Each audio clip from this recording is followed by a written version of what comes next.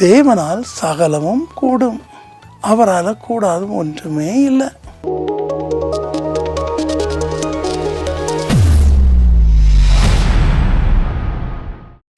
லூக்கா 1:37 பாருங்க.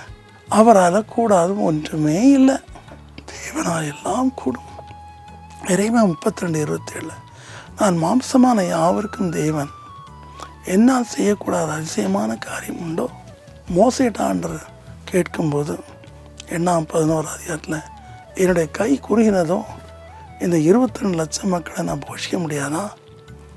ஸோ ஆண்டவராகிய தேவன் சொல்கிறார், சகலமும் என்னால் கூடும். முதலாவது பாருங்கள், ஆபிரகாமுடைய மனைவி சாராள், உனக்கு அடுத்த வருஷம் பிள்ளை பிறக்கும்னு ஆதியாகமம் 18 தூதல் சொல்லும்போது சிரித்தாள், நகைத்தாள். அப்போதாங்க தேவன் சொல்கிறான், நகைக்காதப்பா, நீ 90 வயது சென்ற மூதாட்டியாக இருந்தால் கூட உனக்கு குழந்தை பிறக்கும் அப்படின்னு சொன்னான். ஸோ இன்றைக்கி நீங்கள் குழந்தை இல்லாமல் கஷ்டப்படலாம், IVF எல்லாம் பண்ணிடலாம், என்னென்னவோ சிகிச்சை பண்ணிடலாம். ஒன்று கவலைப்படாதீங்க. கர்த்தரிடத்தில் உங்களுக்கு காரியத்தை ஒப்புவீங்க. அப்போ பிசியோடு இருக்காது, எந்த பிரச்சனையும் இருக்காது. கர்த்தருக்கு பயந்தவங்களுக்கு கர்த்தருக்கு பயந்த குழந்தைகளை கண்டிப்பாக கொடுப்பார். ரெண்டாவது, பிசாசுகள். இன்றைக்கி பேய்களும் பிசாசுகளும் பயங்கரமாக ஆட்டம் போடுது. ஏவல், செய்வன, பிலிசுவனை எல்லாம். மார்க் 9 பாருங்கள், 17 பாருங்கள். அங்கேயும் ஒரு பிசாசு பிடிச்ச ஒரு பையன் இருக்கான்.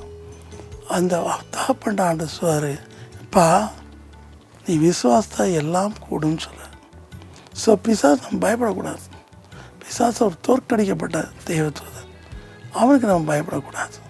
ஸோ எவ்வகை பிசாசு ஆனாலும் அவரால் ஜெயிக்க முடியும். நான் மலேசியா போனப்போ ஒரு பெரிய பிஸ்னஸ் மேன் திடீர்னு பைத்தியகாரம் ஆகிட்டார். தெருவில் பைத்தியகாரம் உடுப்பெல்லாம் அலைய ஆரம்பிச்சிட்டார். அவரை மறைச்சி சர்ச்சில் கொண்டு வந்தாங்க. அப்போ அவர் என்ன சொன்னாதுமா, நாங்கள் 22,000 பேர் இருக்கோம் அப்படின்னார். எனக்கு முதல்ல பாகத்தை புரியல. அப்புறமா சீனியர் பாஸ் சொன்னார், 22,000 டெவல் உங்களை இருக்குது அப்படின்னார். அப்போ எல்லாம் சொன்னாங்க, எங்கெங்கேயோ கொண்டு போனோம், வச்சோம், ஒன்றும் நடக்கலைன்னு. நான் சொன்னேன், இன்றைக்கி கூட்டிகிட்டு வராங்க, நாளைக்கு கூட்டிகிட்டு வாங்கன்னு ஜெபத்தில் இருந்தேன். அப்போ வந்த உடனே 3 தடவை தான் ஜீசஸ் சொன்னேன். 17 வருஷம் பைத்தியக்கார மனுஷன் நல்லாயிட்டான். ஸோ தேவனால் எந்த பிசாசையும் ஜெயிக்க முடியும், எந்த செய்வனை ஏவல் கோளாறு ஜெயிக்க முடியும். ரெண்டாவது, வியாதிகள். எப்பேற்பட்ட வியாதிகளையும் கர்த்தர் குணமாக்குறார். ஏன்னா அவர் சுமந்துட்டார். ஏசாயா 53 அவர் சுமந்துட்டார். அவர் வியாழை சுமந்தனால எப்பேற்பட்ட வியாழை சுகமாக்க முடியும். எங்களுடைய அற்புதத்தின் மாலையை பாருங்கள், அதில் சண்டே வர அற்புதத்தை பாருங்கள், எல்லாமே அவர் செய்கிறதான். அது மட்டும் இல்லை, ரட்சிக்கப்படுறதும் அவரால் முடியும். மார்க் 10 பெரிய ஐஸ்வர்யவான், படுகஞ்சன், நியாயப்பிரமாணம் எல்லாத்தையும் நிறைவேற்றினேன்னா கர்த்தர் ஒரே வார்த்தை, ஒரு குறை உண்டுப்பா, நீ எல்லாத்தையும் விற்றுட்டு தரித்திரம் கொடுத்து என்னை பின்பற்றி வானார். அந்த சொத்து அவனுக்கு பெரிய ஒரு ஆதாரமாக, பணம் ஒருத்தனுக்கு பெரிய சப்போர்ட்டியாக இருக்குது. ஸோ அந்த பணத்தில் ஒரு பைசா கூட வெளியே போகக்கூடாதுன்னு நினச்சார்.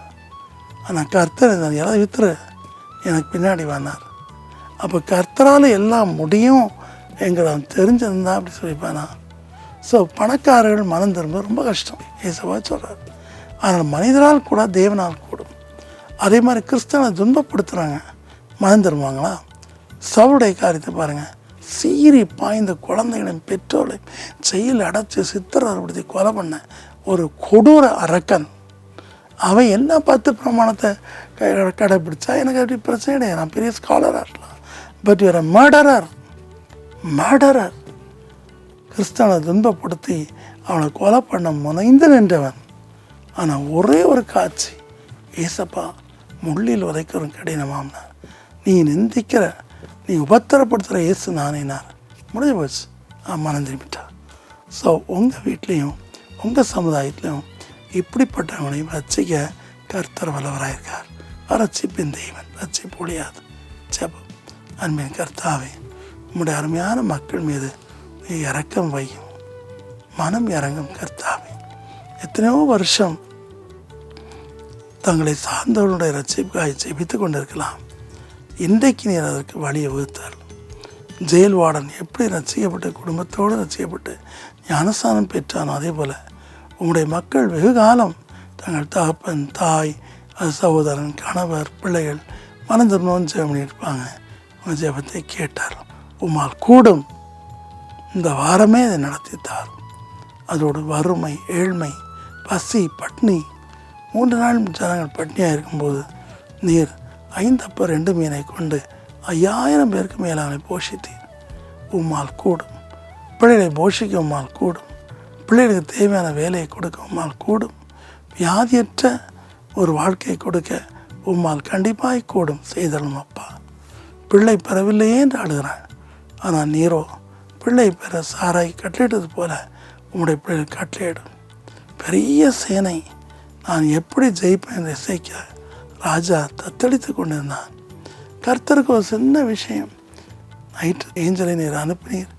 1,85,000 சோல்ஜர்ஸ் செத்து விழுந்து கிடந்தார்கள். அவை கர்த்தாவே உம்மால் எல்லாம் கூடும் என்ற மக்கள் நம்பவும் தங்களுடைய டிப்ரெஷன், நெகட்டிவ் தாட்ஸ், தங்களுடைய சூழ்நிலை நிமித்தமாய் அப்படியே வீட்டில் மடங்கி கிடக்கிறலாம் எடுத்து போடும். நல்லா படிக்க செய்யும், உற்சாகமாக இருக்க செய்யும். தேவனால் எல்லாம் கூடும் நம்ப செய்யும். இந்த ஊழியத்தை தாங்கிற ஊரையும் ஆசீர்வதி. இயேசுவின் நாமத்தில் வேண்டிக் கொள்கிறோம் பிதாவே. ஆமென்.